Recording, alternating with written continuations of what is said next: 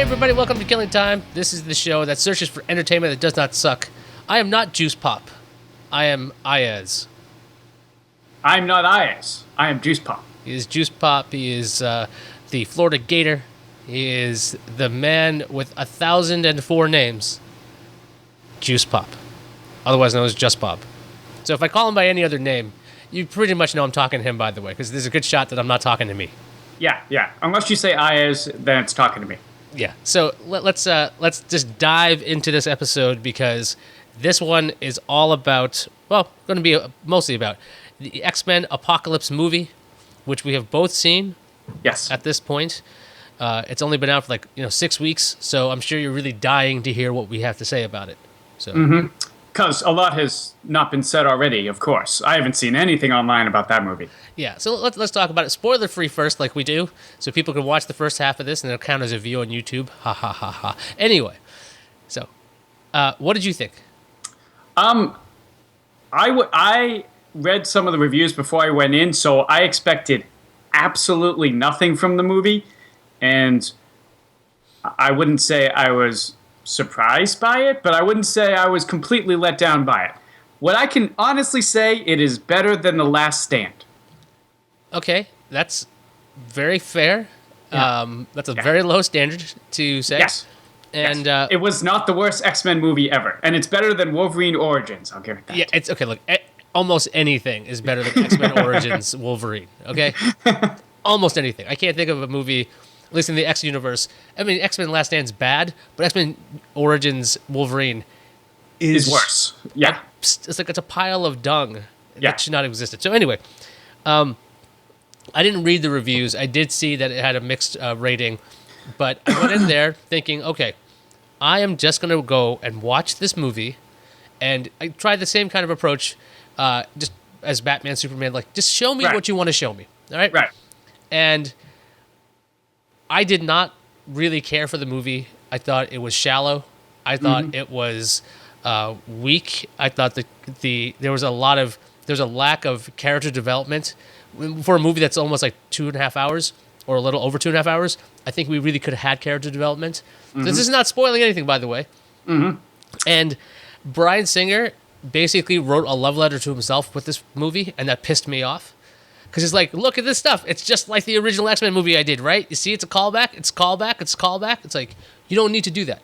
Yeah. We don't need to do that. Because, like, the first two in this new series were standalone. You know? They were good. They were very good. They were very strong. And they didn't need to, like, reference back to each other. They were just moving it along. I heard that... Go ahead. I was just going to say, in addition to that, I thought some of the actors kind of mailed it in. Kind of didn't give their best work, or maybe that was the writing, maybe that was the directing, but I felt like they were really good in the first two movies, and in this one they just kind of said, I'm just doing this for a paycheck. Yeah, there was a rumor that Jennifer Lawrence was basically phoning it in. I didn't really see that as too bad. I mean, I didn't see her acting as bad. I just thought the character was bad. Like, I didn't think it was really her. Well, what I found funny was the second movie, they spent so much time making her character so important and personal growth and whatnot, and then this movie, nothing happens to her character. I mean, as far as personal growth, as far as anything, really. Yeah, like if you compare it to X2 and X3, it's kind of the same thing with Wolverine. Wolverine has a ton of development in X2, right? Super team player, he's great, He's got the kids, he's saving everybody, he's doing all this cool stuff, right? Yeah. And then in the third movie, for some reason, he forgets how to be a team player. Storm's like just destroying him, like, you got to pick a side, you got to be on the team, you got to be a teammate, you got to... And it's like, wait, did you not watch the last one? Because it was he was way into the team thing. Yeah, we took care of this in the last movie. Why are we doing this again? Yeah, so there was a regression in that kind of thing. I don't know if she regressed as so much as she was just stunted in this movie, Mystique. Let's see. What else can I say about this movie? I think if you go in with no expectations... you're not gonna be happy at the end of it. I really don't think so. I think don't watch Civil War before you watch this. Oh, absolutely not. Absolutely not. You can't do that. If for some reason you haven't seen Civil War and you want to see both of them, watch the X-Men movie first, then watch Civil War, and we'll explain a lot of that in the spoiler side. Before we get into spoilers, did you think it was better than Batman vs Superman? Yeah, it was better than Batman vs Superman. Yeah, I'll give it that. Although I'm curious about the Ultimate Edition. The 30 extra minutes, I'm withholding judgment. Maybe that'll help a little bit. Yeah, fill in some blanks. Even in that trailer, quick, we're going to do a little aside. There was a trailer for Batman vs. Superman Ultimate Edition, the Blu-ray version. That's going to be the rated R cut, 30 more minutes into the movie. Very long movie, but there's like one scene in the trailer where it appears Superman destroys a jet in Africa. So this actually made me think, oh my gosh, is there a chance that this thing where they blame Superman for this destruction in Africa, is there a chance they might explain why anybody could confuse this because it's Superman instead of bullets? Because he destroyed a jet. He does it in the actual footage. That could make people think that'd make more sense. The Superman has lost his mind. But anyway, I'm hoping that's going to be good. But yeah, I think X-Men Apocalypse is better. Mm-hmm. I thought Oscar Isaac, who's playing Apocalypse, was boring. Who, by the way, it's not him because he's an amazing actor. Yeah. He is good in everything I've seen him in. Ex Machina, I don't know if you've seen that, but hands down, amazing. Just the whole movie, I was in awe of his performance. And then it was like he was exactly two-dimensional. There was no character development, no nothing there. Yeah, so like when I'm watching this, I've only seen Oscar Isaac in The Force Awakens, and I thought this guy was awesome. Like he was just, he was gregarious and happy. He's got an energy about him, and it was just this, not just like even on the downbeats where he's being tortured, he's got a lot of presence. So I'm thinking he's gonna be Apocalypse. This is gonna be great, and Apocalypse is dull. Mm-hmm. Like he's got a goal, single-minded. I get that. That makes sense. He's Apocalypse. He's gonna make a better world by taking over the whole thing. Because that's what he does. Because that's completely within character of Apocalypse. So I don't think they wrote the character wrong, but they could have done a little bit more with him. And the idea, we'll get to that spoiler stuff later. They could have done more with him. I think they could have done more with almost every character in this movie for the time. And I did not like that Singer was doing all the callbacks because look, I know you want to make all these callbacks to go like, this is a reward. This is fan service. You're getting a lot of this stuff. But a coherent, well thought out story with characters that have motivations, that have like characters with character is what I want to watch. Right, and that's what the first two movies in the trilogy were. They were the first class one was astounding because as a tonal shift, it was this. Okay, it's fun. We're laughing a little bit. There's a lot of crisis going on right now. They've got the Cuban Missile Crisis happening, so you have tension, but it's not as light as a Marvel movie, a Disney Marvel movie, but it's way more fun. Yeah. And the second one was, look, we're going to go dark. Days of Future Past, it's dark, and there's some crazy stuff going on in the future. We're going to send somebody back, so we're going to do time travel. We're going to kind of, muck about the science. Cool. You got the Wolverine hanging out in the 70s. All right. Which was awesome. You got some really cool characters happening here, good interactions. You do have different stories being told. Professor X is walking around in the second one. There's more character development with Beast. They're dealing with Wolverine, who sometimes slips out of the consciousness of being the future Wolverine, which was fun. A lot of forward progress. So you were building this world, but Apocalypse brings it back almost tonally right back to X1. Yep. And I think that's a huge disservice. Any other spoiler-free stuff we could say before we go right into spoiler time? No, let's go to spoilers, because I want to ask you a question. All right, so this is the part where I hold something up on the screen, so when I edit this, I know it's spoilerin' time. All right, spoilers start now. Go. All right, so what were there things you really liked in the movie? Were there certain scenes? Was there certain things you thought was cool? Okay, the dream fight scene, or the fight in Professor X's head, you guys have seen this in the trailer. It's Apocalypse. He gets really big. He starts smacking around Professor X. That's in the mind of Professor X and in the mind of Apocalypse, actually. They're connected. I liked that scene a lot. What else did I really like? It's a good question. Did you like the Quicksilver scene? The Quicksilver scene. Yes, Quicksilver is the best part of the movie. Yes, completely agree. Because he actually has some character development, and they don't even do anything. They have some development, and the thing is, he's almost like a holdover from the other two movies because he's actually aware that this is crazy. Yeah. And so he actually makes quips. Nightcrawler was fun, I think. Yep. He was remarkably fun considering everyone around him. What did you like about the movie? Those two things, and then as an afterthought, I really liked finally introducing the danger room at the end of the movie. Yeah, that was okay, I guess. I was like, I mean, that was like just a nod to fans. Other than that, I thought the Wolverine scene was brutal and kind of cool. It kind of shows us just how brutal he's could be and might be in his rated R next movie. yeah, so wait a second. So in this reality, this Yeah. Wolverine already in the 70s was hanging out with Professor X, hooking Right. him up with stuff, fixing everything with Days of Future Past. And then he gets shot into the water right. by Magneto, And he and gets then found by Mystique brings him up, and then we have no idea how he gets from there and having all these friends and people who care about him to going into the Weapon X program. So he becomes Weapon X. That's what happens in this Yeah. movie. I really wish they hadn't spoiled that in the trailers. I will say that because I thought it was really cool when they. So Yeah. Jean and Scott come upon. I don't know if Nightcrawler's with them. So big surprise. Some of the X-Men get captured. Whatever. So they are at Stryker's base, and there's this big box as Jean and Scott are trying to find something, find the people, the other X people, that is.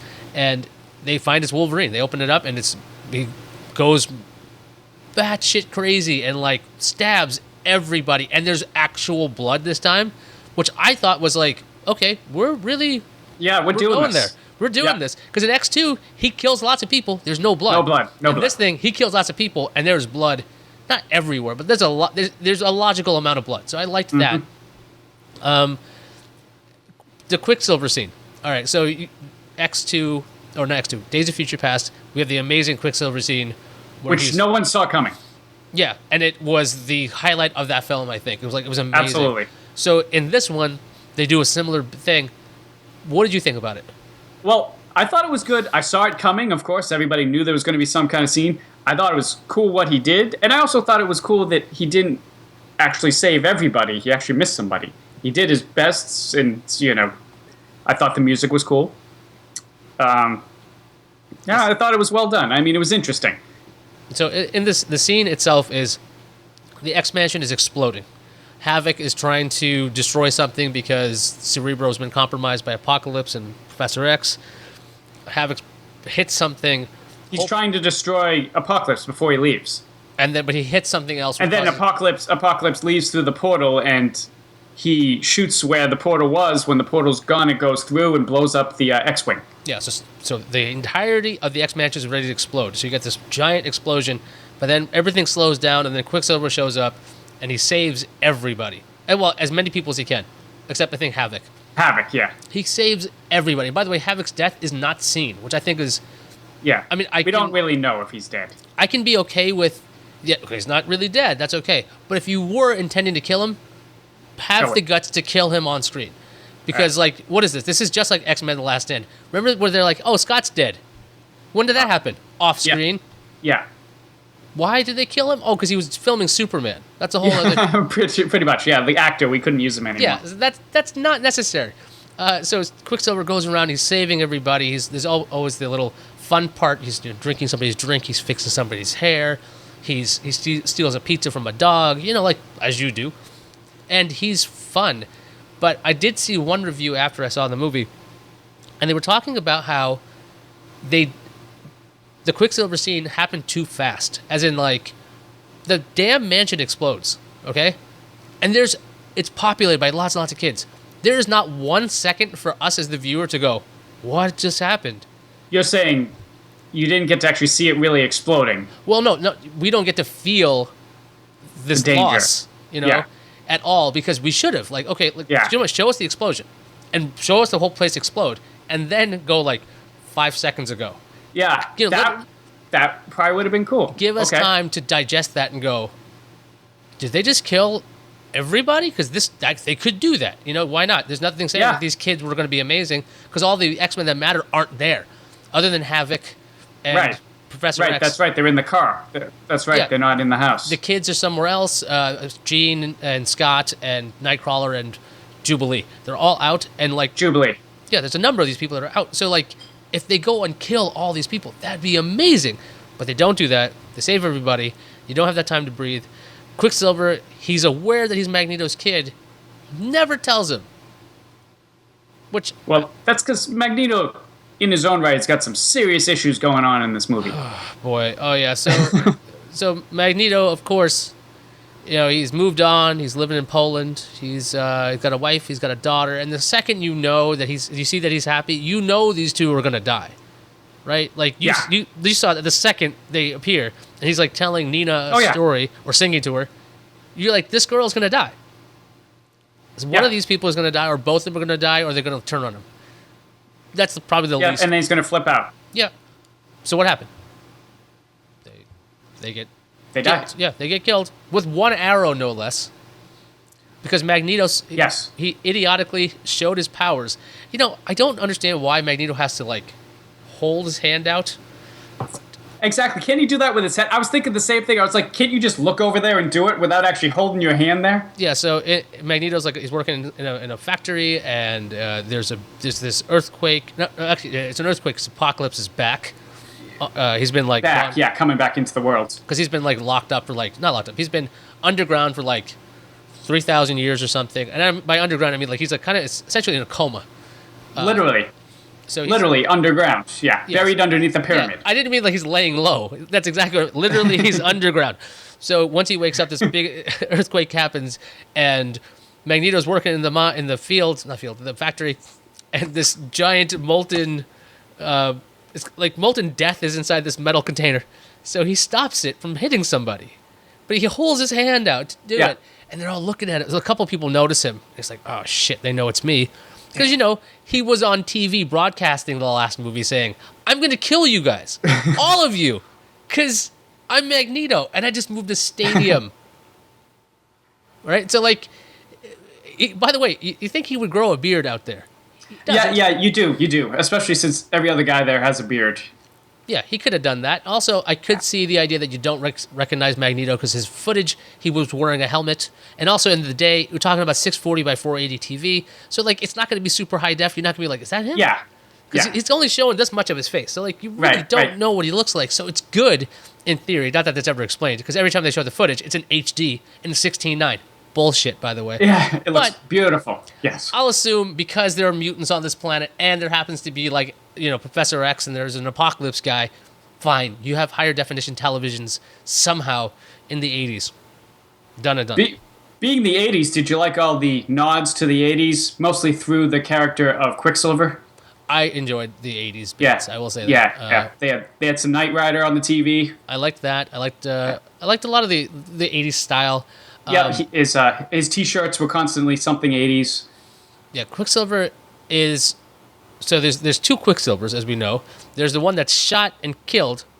In the Avengers world. And then there's the one who's faster than a bullet in the X universe, because he should be.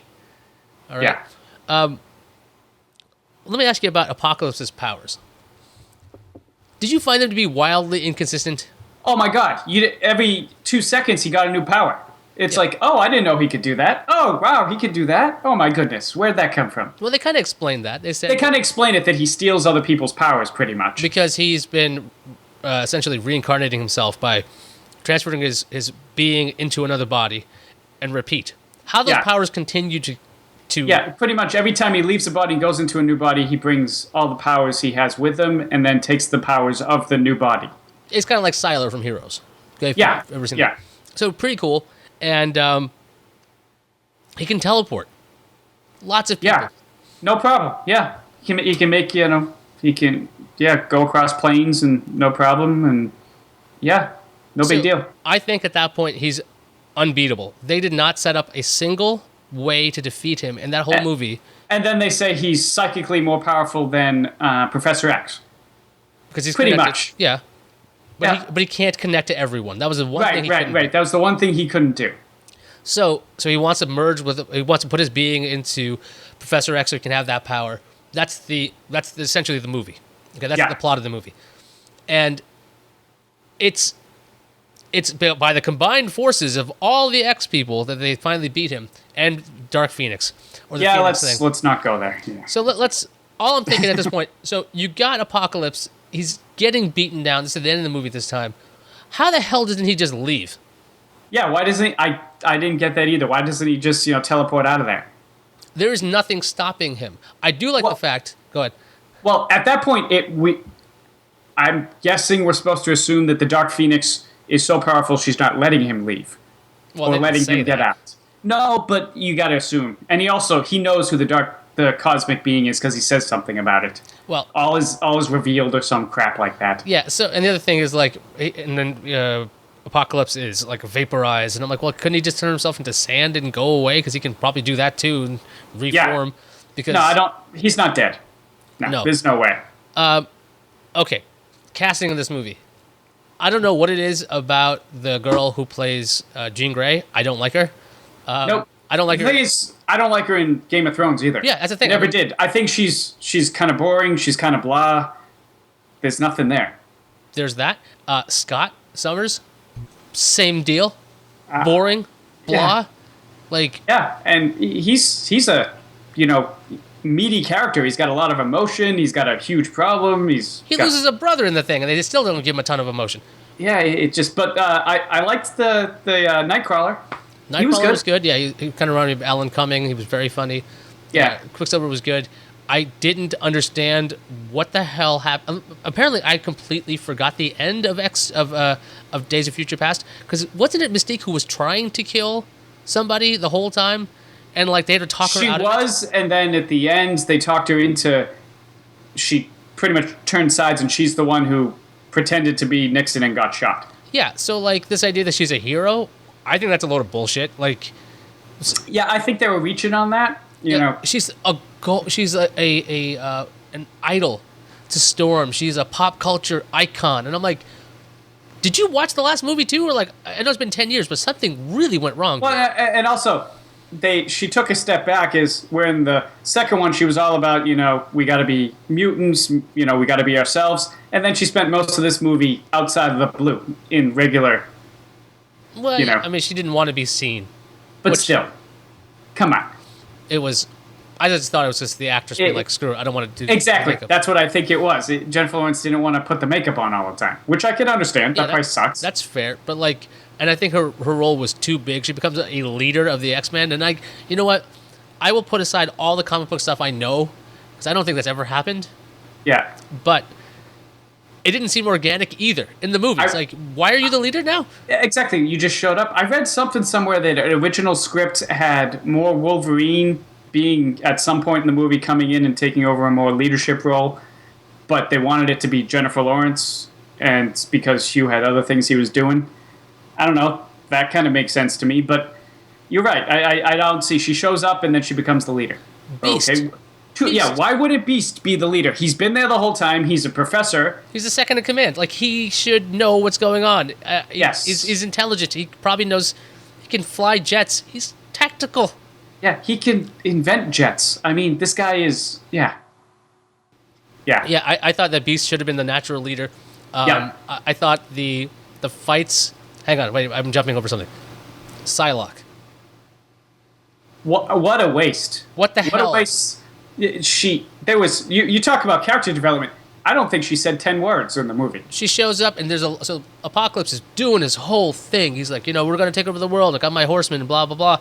And, Storm and Psylocke do, nothing for the longest time. Angel doesn't talk too much. He has a couple scenes, but Apocalypse is busy, I'm going to do your makeup now. And also it doesn't make any sense at the end when Psylocke cuts Apocalypse's throat. Why? You don't see why she switched sides. No, that wasn't Psylocke, though. That was Mystique. That was Mystique, right. But or when she runs away, she doesn't say a word. Yeah, she leaves. She can walk away from this, which is amazing, which I think is weird. Also, I still think she should have had a British accent, but that's a whole other mess. Well, how would you know? Like I said, she said 10 words. There was no character there. All she was there was to look good. She did that. That was all right. But she did that fine. It was 2.5 hours. You could have developed this character. Storm, they gave her a little bit of development, but After At the beginning, yeah. After the introductions, you were like, well, they just stand around waiting for Apocalypse to do something. Magneto is doing the same stupid shit he always does. It's the same movie. That's the thing. It's the same fucking movie. All right. Yeah. Charles thinks that Magneto has some good in him. Magneto's like, no, there's no good in me. I'm going to take over the world. But Charles says, no, I think you're a good guy. And then Magneto's like, no, I am not. We've seen that already. And so we'll send in Mystique to let him know that he needs to be the good guy. Mystique will shake him out of it. And then everybody gets happy, and we miraculously put together the mansion perfectly the way it was. Magneto and Charles are now friends again, and everything will be fine. Soon they'll be playing chess. We already saw that. We don't need it again. I get what Singer was doing. Kind of takes it full circle. Don't make it a fucking circle. Well, he should make it a circle. He spent so much time in the second movie getting rid of the future that he had already created, pretending it never happened. Ugh. And changing the timeline. So he could have gone anywhere. He could have killed main characters. He could have had people who were good end up being bad, or people who were originally bad being good. The world was his oyster. He could have done anything. Like, they could have also done the thing where Professor X, like, he could have wiped Magneto's brain entirely at any given time. You know, he did go crazy like twice on Charles. You think he might go, this happened. This was one of the stories where he did wipe his brain, and he got Magneto had a long beard, didn't know who he was, and his name was Joseph for a while. Right. Like, let's do that story. Let him be happy, and then something happens where he gets re-triggered into Magneto. Fine, that'll make sense. But it was the same story. Now, X-Men comic books essentially have the same story, right? It's the same thing over and over again. Yeah. Right, but it didn't have to be so similar to X1. Yes. And Apocalypse was dull. Storm was just bad at her job. Psylocke was a mess. Angel, what a waste of time. Like, the Four Horsemen were completely wasted. And that's another thing. So Apocalypse is in the very beginning of the movie. He's like, okay, cool. I'm going to turn to Oscar Isaac now. I'm going to lay down. I hear my horseman. The horseman makes sure this happens. Okay, I got to make sure that nothing happens. So then people betray him, and he's in this giant pyramid, and they're all destroying shit. Which, by the way, the pyramid is structured so poorly that if you knock out one pillar like this, you'll make a bad. The whole thing goes on. It was amazing. It's bad engineering. Anyway, you think there was no magic involved or mutant powers to keep the thing going structurally. But anyway, I'm not going to talk about Apocalypse's structural engineering prowess. Not just yet. I'll get back to that. So, 4 of these horsemen are systematically killed by all kinds of falling shit. Yes. When Apocalypse wakes up 3,600 years later, you know what? Why stick to 4, you idiot?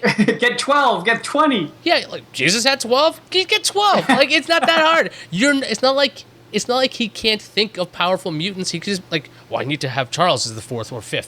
Just have all of them. When you met the X-Men, touch them in the head, because that's the way he consistently gives people more power. I liked that. Power. I like that Magneto became more and more crazy powerful. Storm became more powerful. Psylocke, I don't know. She got a costume. We assume she became more powerful. Yeah, so all Apocalypse does, he unlocks these powers, and I think that's really cool. I want to see him accidentally do something where he's oh shit, this guy's too powerful. Like a Galactus Silver Surfer kind of thing.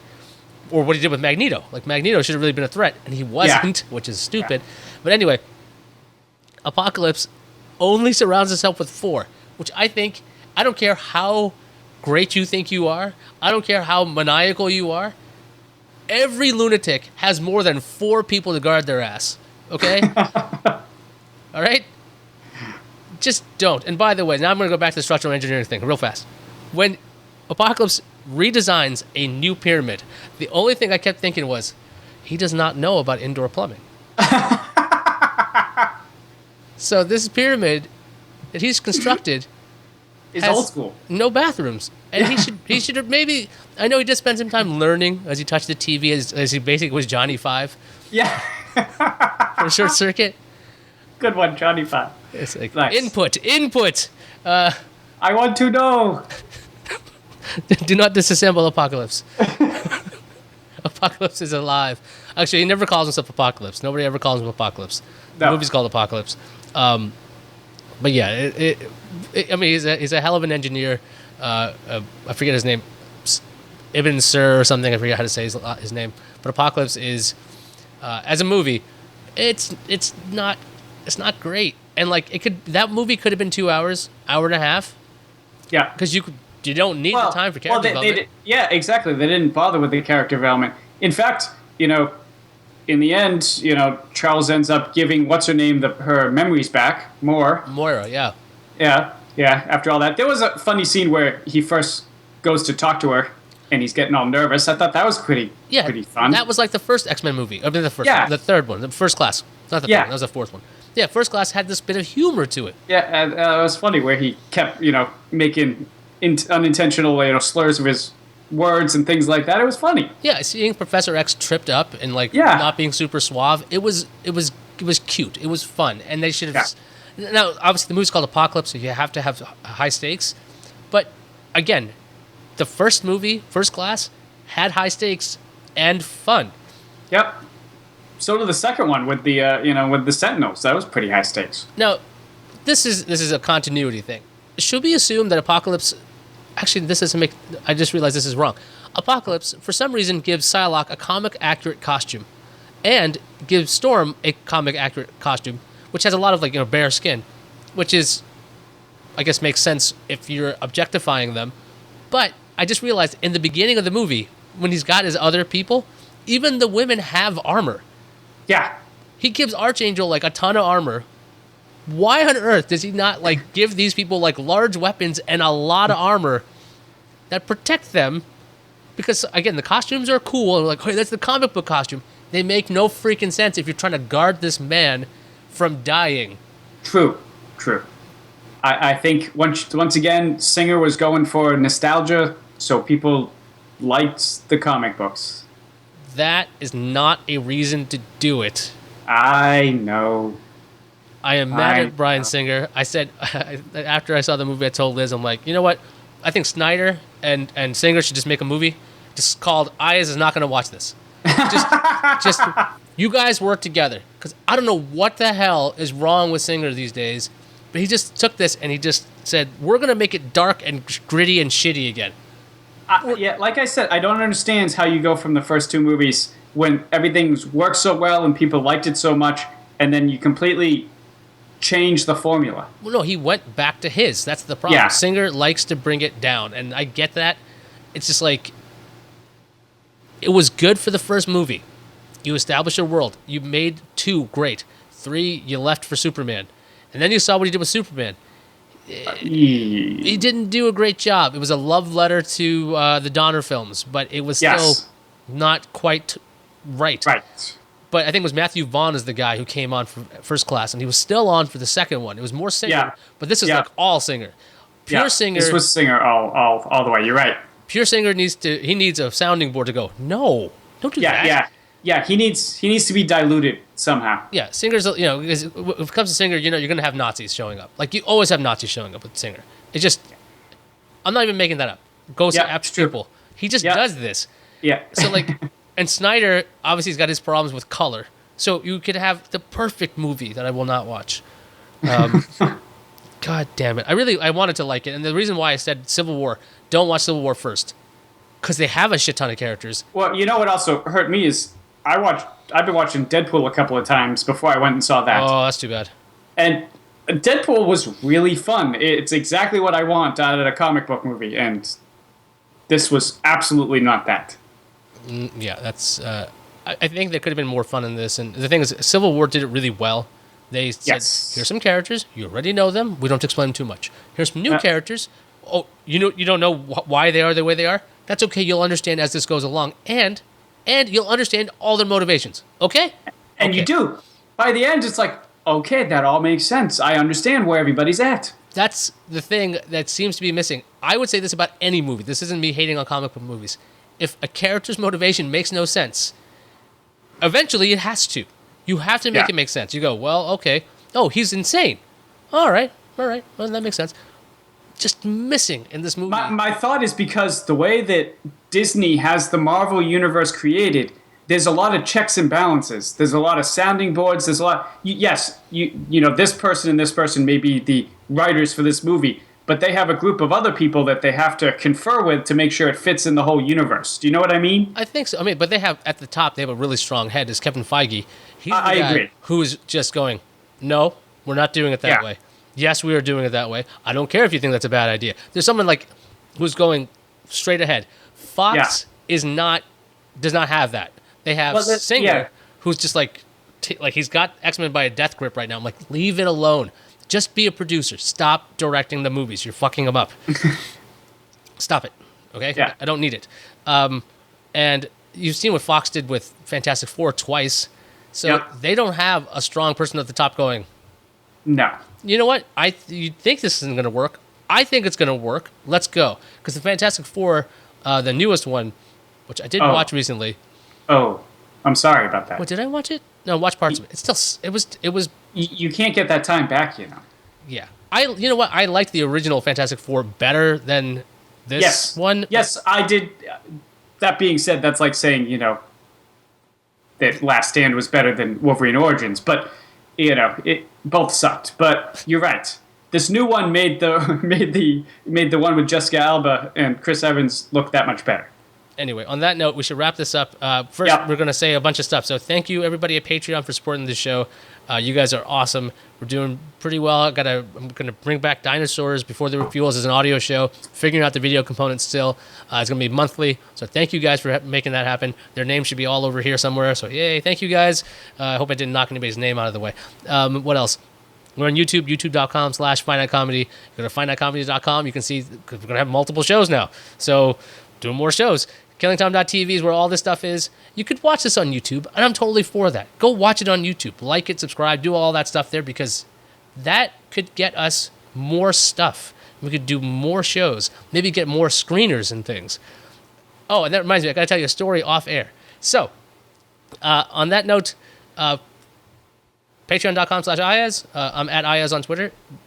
Juice Pop is not on Twitter. I mean, sort of is, but just if you Don't bother. Yeah, not really. Don't bother. You can stalk him on Facebook, though. He's on Facebook.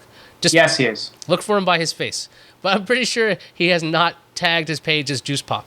That reminds me, I have to look up the Juice Pop page. Anyway, that does it for us, and we'll see you right next time on KillingTime.tv. Bye.